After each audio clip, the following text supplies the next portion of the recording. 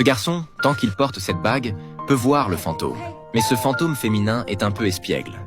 Elle a joué un tour devant la mère de Jack, le faisant crier de peur. Après le dîner, Jack est retourné précipitamment dans sa chambre. Il a mis la bague et a négocié les conditions avec Béatrice. Il a expliqué qu'il pouvait porter la bague en permanence, à condition qu'elle n'aille plus hanter sa mère à l'avenir. Sa mère ne pouvait pas accepter qu'il y ait un fantôme centenaire dans la maison.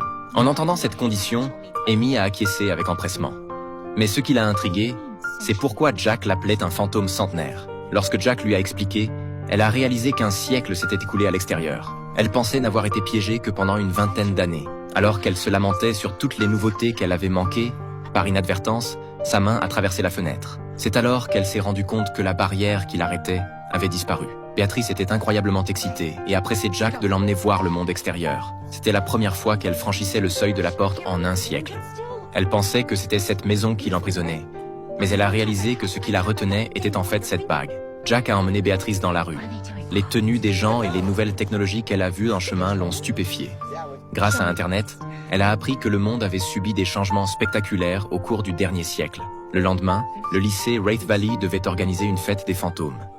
Béatrice voulait y aller aussi. Après tout, c'était l'endroit où elle avait vécu autrefois. Elle voulait savoir ce qui avait changé. Jack n'a pu qu'accepter à contre-cœur. Mais comme c'était Halloween, les autres élèves étaient tous déguisés en monstres. Et lui seul avait vraiment amené un fantôme à l'école. Cependant, dès leur arrivée à l'école, Annie les a arrêtés. Bien qu'elle ne puisse pas voir Amy, elle avait toujours l'impression qu'il y avait quelque chose près de Jack. Jack s'est empressé d'enlever la bague et d'expliquer qu'il n'y avait rien. Annie a remarqué cette bague.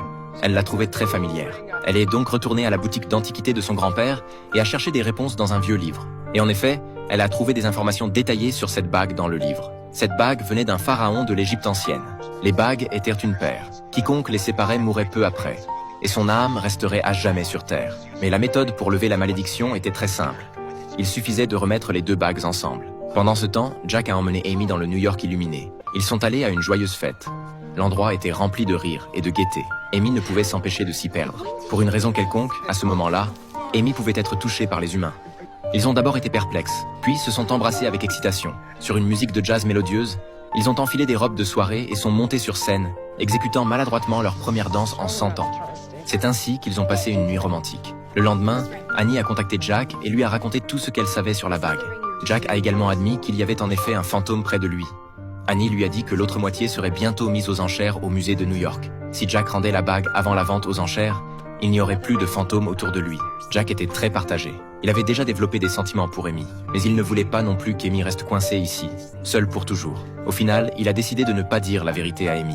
Mais Amy a vu le message d'Annie sur le téléphone, lui demandant s'il avait participé à la vente aux enchères.